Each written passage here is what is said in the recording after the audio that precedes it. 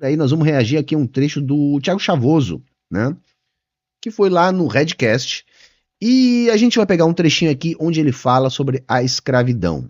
Sim, porque uma das coisas que a extrema-direita defende no Brasil, de maneira sem vergonha, é que não há racismo estrutural. Senta o dedo no like, bora pro vídeo. A reforma do ensino médio foi mexida muito superficialmente, na prática não mudou quase nada.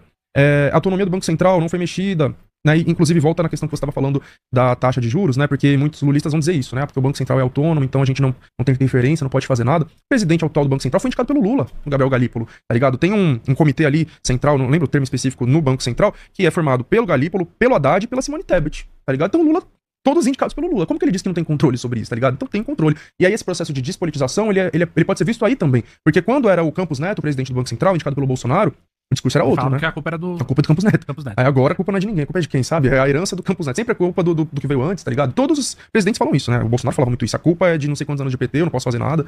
Então sempre é isso. Sempre a responsabilidade é do outro. Claro, a responsabilidade também não é só do atual governo, né? A gente tem que ter um olhar histórico pra política. Entender que a gente tá num país com 525 anos de história, né? Digo Brasil, isso que hoje é chamado de Brasil, desde a invasão, tá ligado? Então tudo que aconteceu ao longo dos últimos séculos impacta na atualidade. Mas os governos estão lá pra tentar mudar alguma coisa, né? E se o seu discurso é de que não dá pra fazer nada porque o Congresso é assim, porque não sei o que é assim, aí você tá lá pra quem então também, né? Verdade. Me fala uma coisa, vamos falar sobre racismo e a questão da escravidão. Uma coisa que eu acho que, enfim, tanto o direito quanto a esquerda concordam é que não houve um plano de integração do negro após a abolição da escravatura, né? A gente tem a Lei Áurea, que é colocada ali em 88, ao mesmo tempo que, logo na sequência, a gente tem a queda da monarquia. Né? Então, mesmo se tivesse um plano, não seria levado adiante, porque a República não ia deixar. Mas nem tinha esse plano. Eu entrevistei o Luiz Felipe, e quando ele veio aqui, ele falou, realmente, saiu só a Lei Áurea, e o plano pra integrar isso daí, a gente ia ver depois, né? Vamos lá. Tinha plano sim, tá, gente? Só não era para os negros. Vamos entender uma coisa. Por que o movimento negro não reivindica, né, como uma data marcante a ser celebrada, né, pelo movimento de luta, a assinatura da abolição? Porque ela foi feita para os brancos. Simples. Foi feito sim um plano para abolir a escravidão no Brasil. Um plano que desse garantias econômicas aos brancos. O Império fez isso, sim. Havia, na época, uma disputa, né, entre linhas diferentes que defendiam o movimento abolicionista. Né? Você tinha os radicais e os gradualistas, aqueles que defendiam uma abolição imediata, com integração do negro na sociedade, e outros que defendiam uma abolição gradual para preparar a economia. Sim, porque na época, galera, qual era o papo? Se libertassem os escravos, a economia ia quebrar. Saca? É um papo que é o mesmo desde sempre. A classe dominante muda a sua roupa, mas o seu corpo é o mesmo. Então, antes era que se abolir a escravidão, o país vai quebrar. Não, se criarem leis trabalhistas, o Brasil vai quebrar. Não, mas se criarem férias e 13º, o Brasil vai quebrar. A bola da vez é, se acabar com a escala 6x1, o Brasil vai quebrar. Nunca quebrou no passado, assim como não quebrará agora, tá? Então, é só isso que a gente tem que entender. O movimento negro reivindica como Dia da Consciência Negra o dia que a gente atribui a morte de Zumbi dos Palmares, que é visto pelo movimento negro como a maior liderança histórica do Brasil da luta pela abolição, pela liberdade dos negros na época da colônia. Por isso que não reivindicam Princesa Isabel. Porque o que a Princesa Isabel fez foi atender, né, um projeto de integração dos brancos a um mundo de trabalho assalariado. Neste plano, por exemplo, incluía a vinda de trabalhadores imigrantes para o sudeste do Brasil a fim de substituir a mão de obra. Sim, além de não darem nada para os negros, quando acontece a abolição, imagina, você teve 300 e lá vai cacetada anos, né, de escravidão oficial no Brasil, onde o negro sequer era considerado uma pessoa, porque nós temos que entender isso, tá? Por baixo da escravidão, a justificativa moral, dada inclusive com o aval da Igreja Católica, era: os negros não têm alma. Não era dito exatamente assim, mas a conclusão seria essa. E esse era o plot twist que eles usavam para permitir a escravização de outros seres humanos, porque na Bíblia diz que é pecado. Mas se aquilo que você estiver escravizando não for um humano, aí pode. Então eles colocavam o negro, né, no mesmo patamar de uma vaca, de um cavalo, de um cachorro. Ou seja, sem alma. Que sequer você pode dar um enterro digno para encomendar a alma, já que não há alma. Não se podia fazer isso com os negros, gente. Tá? Então imagina, 300 e tantos anos de escravidão. Imagina que tipo de sociedade que isso produz. Né? Uma sociedade onde o racismo não era velado, não era inconsciente, não era estrutural. Ele era oficial do Estado. Aí você liberta os negros, traz para o lugar deles, para receber salário, imigrantes. Os negros já eram proibidos de ter terra, pela lei de terras do Brasil. Então, mesmo que eles encontrassem terras devolutas, eles não poderiam cercar e dizer é meu e começar ali uma pequena plantação de subsistência. Não podia. Eles vão ter que ocupar os cantos, os morros, as encostas, as áreas de risco, e vão ter que conviver desde o princípio da sua era de liberdade com o subemprego. Que tipo de sociedade nós vamos ter depois disso? Que tipo de integração vai haver depois disso? Se preparou a integração do branco. Tá? Do branco. E acabou ninguém vendo. E uma coisa que eu acho que a gente tem que falar é que se não tem como a gente achar que o negro, desde então, ele já não estava no cenário 200 anos atrasado. Porque se a gente for pegar naquele momento ali, pelo menos 200 anos de escravidão sistemática, o negro teve. 400 anos. Você considera 400? Quase 400, né? Não foi exatamente 400. Se a gente considerar desde a escravidão indígena, são 388 anos, né? Desde é isso, é isso. Não, mas tem que falar assim, às vezes eu gosto de falar 500 anos de escravidão. Tá? Às vezes eu gosto de falar. Mas sim, é quase 400, né? 88. Mas então, o que você acha que poderia ter sido feito naquela época para ter justamente um plano de integração do negro na sociedade brasileira naquele contexto? Reforma agrária em primeiro lugar.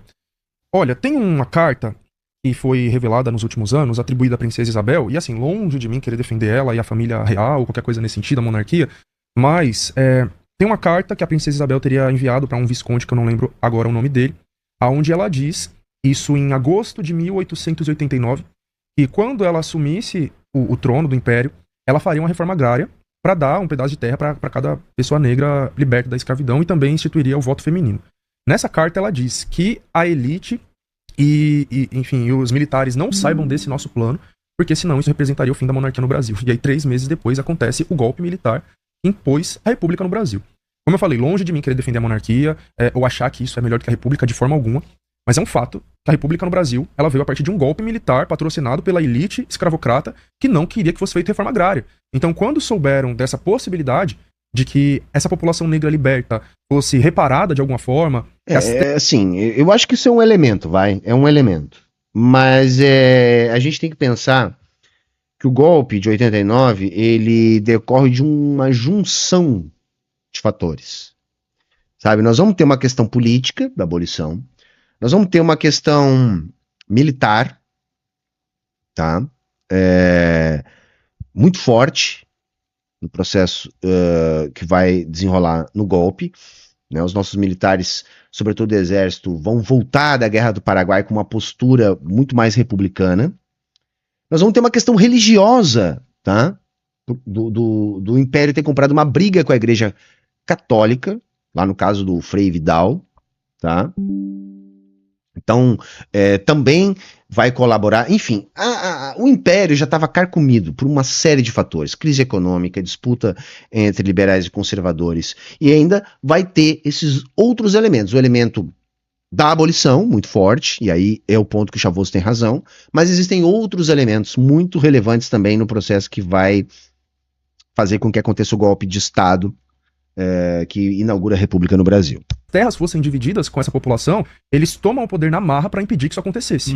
A mesmíssima coisa aconteceu com João Goulart, como eu falei agora há pouco. Tá ligado? Então a gente teve 2 golpes militares na história do nosso país, patrocinados pela elite agrária principalmente, que hoje é o agronegócio, pra impedir que fosse feita reforma agrária, pra impedir que as terras fossem repartidas com a população e todos nós aqui tivéssemos o nosso terreno pra morar, plantar e trabalhar. Mas até hoje, a maioria das terras são da União, no Brasil.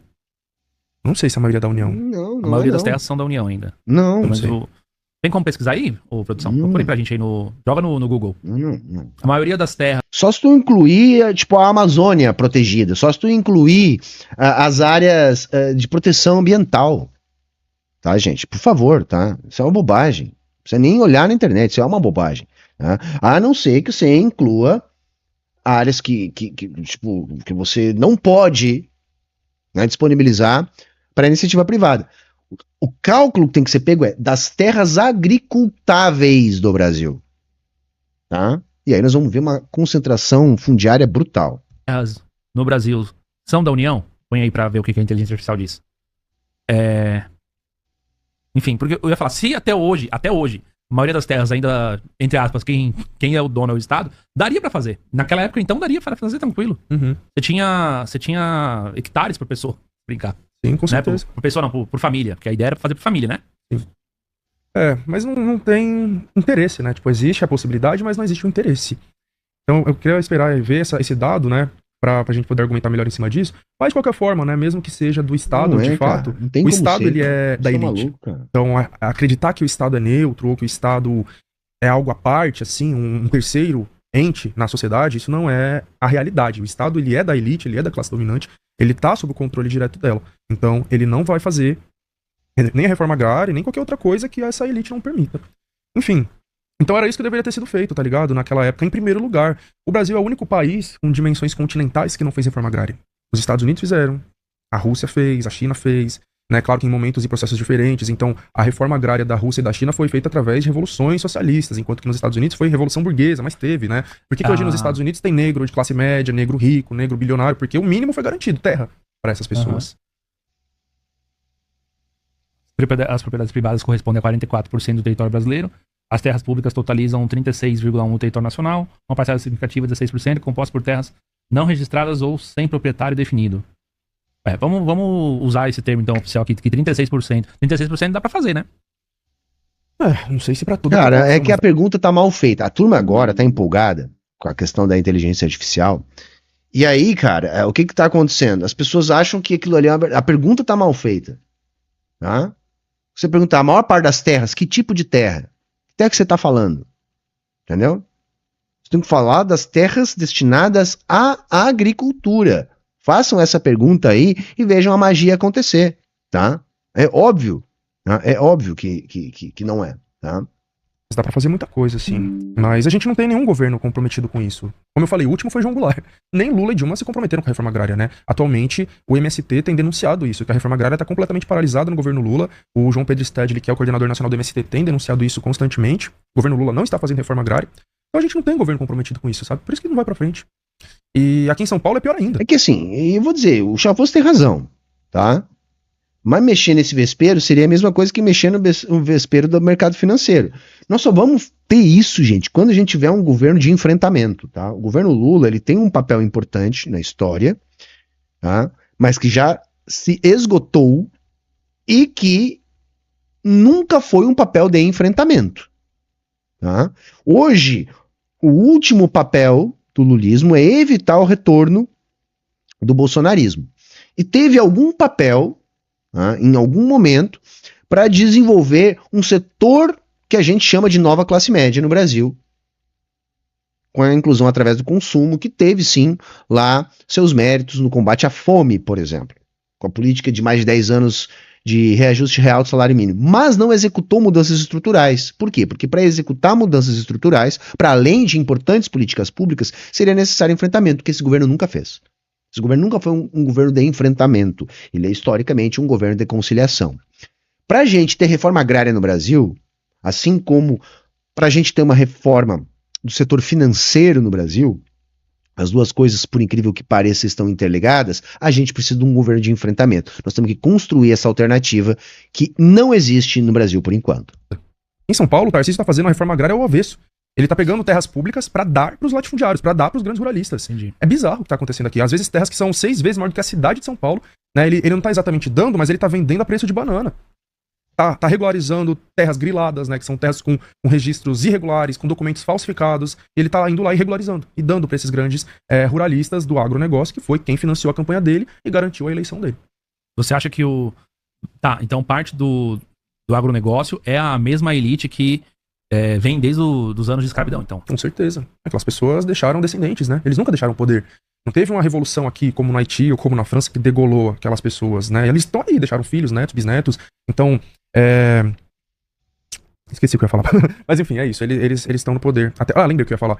Né? Tipo assim, a gente quando estuda história, seja na escola, seja para o Enem, seja para o vestibular, a gente infelizmente estuda de um jeito muito abstrato, sabe? Sem conseguir conectar os fatos históricos, os processos históricos entre si, e menos ainda com a atualidade. Então a gente estuda vagamente colonialismo e escravidão, estuda vagamente proclamação da República, estuda vagamente coronelismo, vagamente República Velha, República do Café com Leite. A gente tem que amarrar todas essas coisas, tá ligado? A gente tem que entender, como eu disse, que aquela mesma elite agrária, escravocrata, os senhores de engenho, que não aceitaram a abolição da escravidão, que não queriam reforma agrária e que por isso deram um golpe e tomaram o poder, eles se tornaram os coronéis da República Velha. Eles se tornaram os presidentes da República Velha, que a gente chama também de República do Café. Perfeito. Aí o Chavoso foi na veia, né? Acertou na pleura. Né? Que é isso, tá, galera? A República Velha é uma república oligárquica. E é isso que se estabelece depois daquela breve República da Espada, tá? Tem alguns autores que fazem essa classificação. Então a gente tem o golpe em 89 e nós vamos ter um breve período chamado de República da Espada, que vai ser os governos do Deodoro e depois do Floriano, né?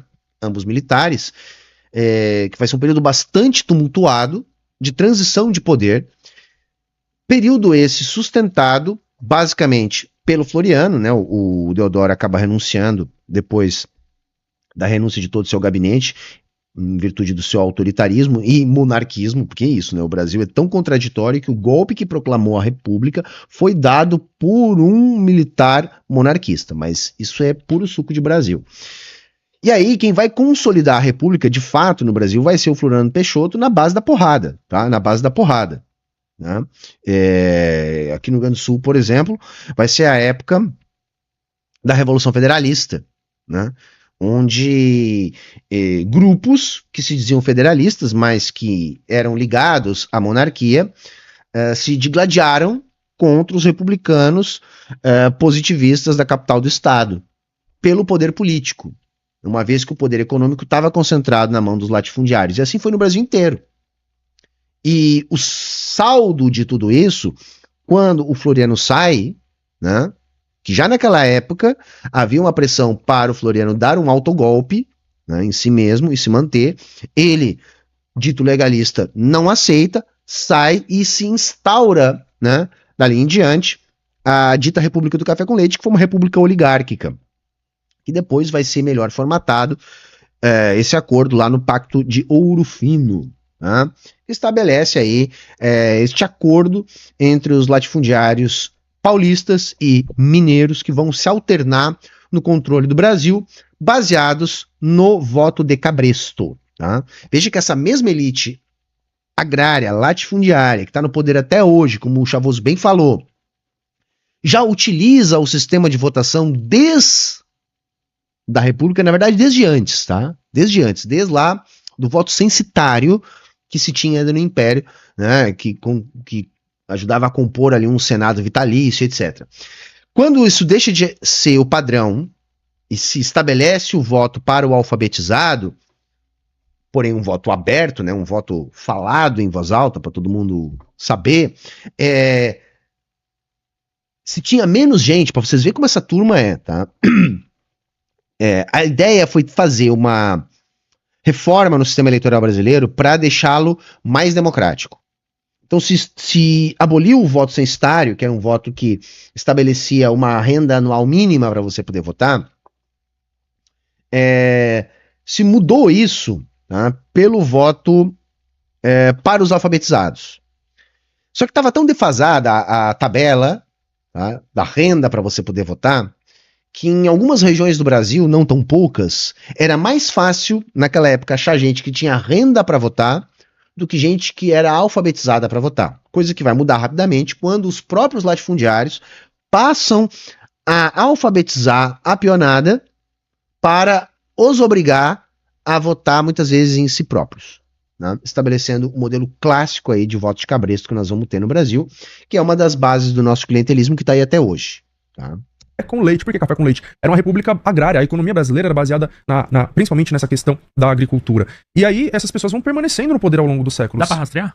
Alguém já fez esse trabalho? Muitas, né? Sim, dá pra rastrear muitas famílias. Tem um pesquisador, eu não lembro o nome dele, mas ele é um dos caras que mais fazem esse trabalho, né? Que é pesquisar a genealogia dos poderosos. E tem muitas pessoas famosas que a gente consegue traçar essa genealogia. Como vários, gente, vários. Pega a família do Dória, a família lá, Diniz, a própria família do Ciro Gomes, tá? Enfim, mas são muitas famílias. Gente, a grande maioria dos burgueses brasileiros tem sua fortuna ancorada no período colonial, tá? Essa é a realidade dos nossos burgueses. O resto é caso de exceção.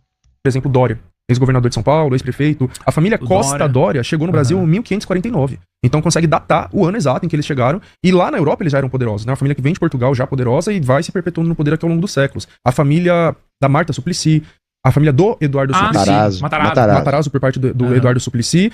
E por parte da Marta Matarazzo Suplicy. tem um instituto dele aqui do lado. Tem um monte de coisa. Tem até um distrito Ermelino Matarazzo, na Zona Leste, né? Isso mesmo. O Conde Francesco de Matarazzo era o italiano mais rico do mundo no século XIX. A família da Marta Suplicy é uma família ela descende dos barões de Vasconcelos. Eram barões muito poderosos aqui no sudeste brasileiro. Descende de bandeirantes. Eu comecei a me atentar com isso em 2021, quando o Galo foi preso, né? Você conhece o Galo? O cara que queimou o Posso mandar um Gato? abraço pra ele? Claro. Sou muito fã do Galo, velho. Tá. Se ele estiver assistindo, responde depois nós aí. Vem aqui trocar ideia com a gente, cara. Acho ele muito foda. Então, o Galo O Júnior também tá passando por um rebranding, né? Você não acha curioso, gente, que a turma tá passando por um rebranding, galera. Eu acho que a extrema-direita tá começando a ficar demodê, né? E a turma tá reposicionando a marca. Olha aí, hein? foi preso, né? Sim, junto com outros, queimar a estátua da estátua do Bandeirante do Borba Gato. E aí o Brasil de Fato, é um jornal independente, ele fez uma matéria assim: elite de São Paulo que persegue Galo por fogo na estátua do Borba Gato descende de Bandeirantes.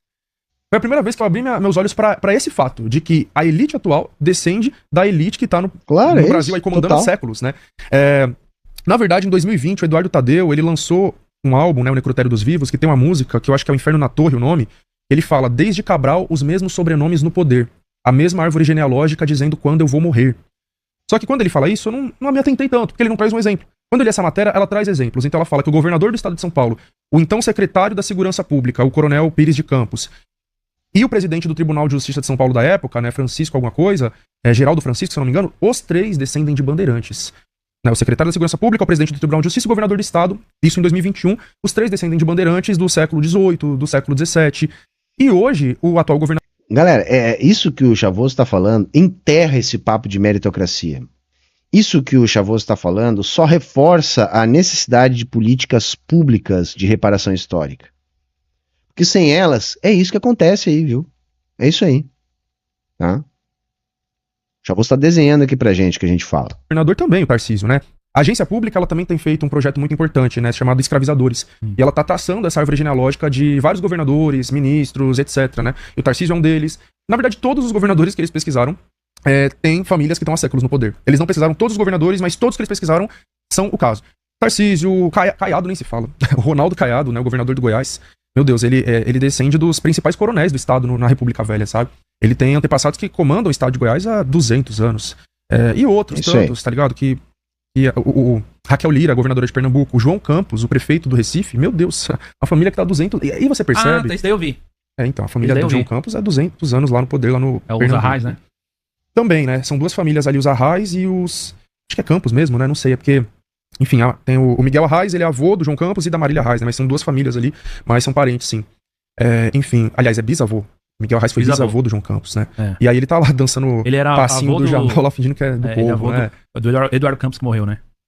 O Miguel Arraes, né? Era avô do Eduardo Campos, que era o pai do João Campos. E aí você percebe que esse fenômeno a gente consegue ver tanto na direita quanto na, entre aspas, esquerda. Eu coloco entre aspas porque pra mim João Campos, Marta Suplicy não são de esquerda. Mas, né, perante o povo e como eles se colocam, eles são jogados pra esse campo. Mas em ambos esses lados, mais progressista, mais conservador, você vê, são as mesmas famílias comandando o Brasil há séculos. E me fala uma coisa, tipo, e aquela história, então, sei lá, tentam... Eu vi que você teve um vídeo que você falou sobre isso. Tentam vender aquele mito do empreendedor, que a parte da elite que veio do Brasil veio de baixo, o cara construiu, trabalhou, ficou rico, mas foi depois que, enfim, ele e depois a família construíram um legado, etc. Não tem a ver com esse passado obscuro, esse passado ligado à escravidão, ligado à concentração de terras, enfim, a poder econômico, concedido a barões lá no passado, enfim, toda essa questão. Porque se você, na mídia, por exemplo, aparece bastante isso, mas eu vi que você fez um vídeo onde você colocou desde Silvio Santos até a dona da Magazine Luiza nessa questão e etc. Acho que também teve uma reportagem que falaram um pouco sobre a Globo, né? Se consolidou como meio de comunicação muito antes, né? E, enfim, primeiro pelo jornal O Globo, jornal impresso, depois pela emissora, né? E o que a Globo cresceu, por exemplo, foi dentro do período militar, onde ela ganhou a hegemonia nacional e tal. Exatamente. A ditadura criou a Globo. Literalmente. O ACM, né, o Antônio Carlos Magalhães, que era o responsável pela integração nacional das telecomunicações, ele era o ministro, monta a Rede Globo, né, e fica com uma afiliada da Bahia. E os políticos acharam o máximo porque cada coronel de cada canto do Brasil ganhou uma afiliada. Isso tudo depois deles darem um golpe, né, na TV Tupi, na TV Excelsior, e roubarem, tá, as ações do grupo Time Life e entregarem para o Dr. Roberto Marinho. Foi isso, tá, gente? O jornal Globo virou uma emissora, mas não tinha dinheiro. O grupo Time Life dos Estados Unidos financiou. Isso já era proibido no Brasil, mas deixaram acontecer. Depois que estava operando, eles disseram que a operação era ilegal, de uso de capital estrangeiro para a construção de um grupo de mídia no Brasil. O que a ditadura fez? Desapropriou a parte do grupo Time Life e a entregou para os sócios brasileiros, que no caso era o Dr. Roberto Marinho. Em troca, a Globo foi porta-voz da ditadura durante todo o período, colocando todo domingo um general para falar no Fantástico, tendo a censura da censura, a censura prévia. Essa foi a Globo. Tá? 40 anos depois fazer notinha e dizer, poxa, foi mal, tava doidão. Tá? Mas essa foi a Globo. Gente, a família Marinho, que comanda a Globo, enriqueceu na escravidão. É um exemplo. Você pode puxar a árvore genealógica da família Marinho e você vai cair lá no período da escravidão, tá ligado? No caso do Silvio Santos que você citou, é impressionante que depois que eu fiz esse vídeo, eu ainda fui descobrir novos fatos, né? Esse vídeo eu acho que eu fiz em 2020, não lembro. Se chama Como os Ricos Ficam Ricos. É justamente pra bater nesse mito, né? De que eles vieram de baixo, trabalharam duro, se esforçaram. A gente tem raras exceções. Mas via de regra, é herança, tá ligado? A herança é latifúndio herdado do avô, da família, né? Ou é herança ou é falcatrua, gente. E em raríssimas exceções, exploração. Que é aquele que diz que não fez nada de errado. Tá? Mas isso é raríssima exceção. Normalmente, herança ou, se não, falcatrua. Roubou alguém pelo caminho. Ou muita gente pelo caminho. No caso do Silvio Santos, eu pego pra mostrar como ele enriqueceu através de golpes, crimes, né? Como, enfim, golpes através da telecena, o banco lá, o Pan-Americano, que ele era dono, e assim vai. Mas depois disso, eu ainda fui descobrir que o buraco é muito mais embaixo, né? O Silvio Santos, que passou uma vida inteira, né, construindo uma imagem, uma persona de um cara simples, um cara do povo, um suposto ex-camelô, que o nome verdadeiro dele era Senhor Abravanel, né? Então ele pega esse nome, Senhor Abravanel, e esconde ele e se chama Silvio Santos, um nome popular no Brasil, com um sobrenome popular, Santos, tá ligado? Por que ele vai esconder o nome Senhor Abravanel? Primeiro que Senhor é um título de nobreza. Segundo que Abravanel é uma família extremamente poderosa na Europa. Então, senhor é um título que era dado aos senhores feudais. Senhor feudal, tá ligado? Senhor. E Abravanel é uma família que tá há séculos no poder lá na Europa, né? O Silvio Santos, ele teve um antepassado, que eu não lembro o nome dele agora, Dom Isaac Abravanel, acho que é isso. Se vocês jogarem no Google, vocês vão ver. Dom Isaac Abravanel, um cara que em 1200 e bolinha tava lá ajudando o rei da Espanha, né? Como o próprio Silvio Santos já falou num episódio, né? A consertar as finanças da Espanha, que na época não era Espanha, né? Era os reinos de Castela e não sei o que lá, enfim. Né, teve uma vez que o Silvio Santos próprio falou isso na televisão, nos anos 80, muito tempo atrás. Depois ele nunca mais falou sobre isso. Então você vê, o símbolo máximo da meritocracia no nosso país, né? Eu digo, o principal nome que vem pra vender essa ideologia de que você pode deixar de ser um simples camelô e se tornar um bilionário, dono de emissora de TV, dono de banco, é uma grande farsa, tá ligado? O maior símbolo é uma Mas, galera, assim, esse é o mito brasileiro. Mas todos eles. Pode pegar Bill Gates, Steve Jobs, Elon Musk, Jeff Bezos, todos eles. Se levantar, né, a capivara deles, nenhum era pobre, gente. Nenhum era pobre. Tá? A história do Facebook, do Zuckerberg lá. Quem é que tava lá em Harvard naquele momento? O brasileiro que tava junto era pobre? Algum brasileiro pobre sai do Brasil para estudar lá, naquela época, para estar junto naquele grupo ali, para depois ficar como sócio? Todos. Sempre que se tem um mito da garagem, pode saber que essa garagem tá dentro do Pentágono. Pode saber. Tá? O nosso mito é o Silvio Santos, mas como todos os outros é um mito. Isso é uma mentira utilizada para fazer as pessoas continuar acreditando que todo mundo pode ser bilionário. Aliás, é isso que está por trás dessa pagação de pau para bilionário, tá, gente? Por que o liberalzinho médio, o reaça médio, é paga-pau de bilionário? Porque ele quer, no fundo, dizer o seguinte: você também pode. Acredite. É a velha cenourinha que botam na nossa frente enquanto que a gente está correndo numa roda de hamster. Então você tem que acreditar que você vai comer a cenourinha. Então você vai usar sempre um exemplo do camelô que virou bilionário. E vamos esquecer, né, que ele é de uma família com 1000 anos de tradição e que tem as suas raízes lá em feudos medievais. Vamos esquecer disso. E vamos fazer de conta que essa pessoa é igual àquele que descende de escravos no Brasil. Vamos fazer de conta que é tudo a mesma coisa. Grande farsa, ele vem de uma família nobre, uma família que está há séculos, talvez até há milênios. Porque se você ler a biografia do Silvio Santos na Wikipédia, diz que ele descende do rei Davi. Pode ser que o cara descenda do rei Davi, ou seja, seriam milênios, então, de poder econômico, político. Caramba. Beleza, galera, vamos ficando por aqui. Eu achei que foi muito bom, valeu o papo, tá? Se você chegou aqui até o final, deixe seu like. É sempre bom a gente voltar a esse tipo de assunto,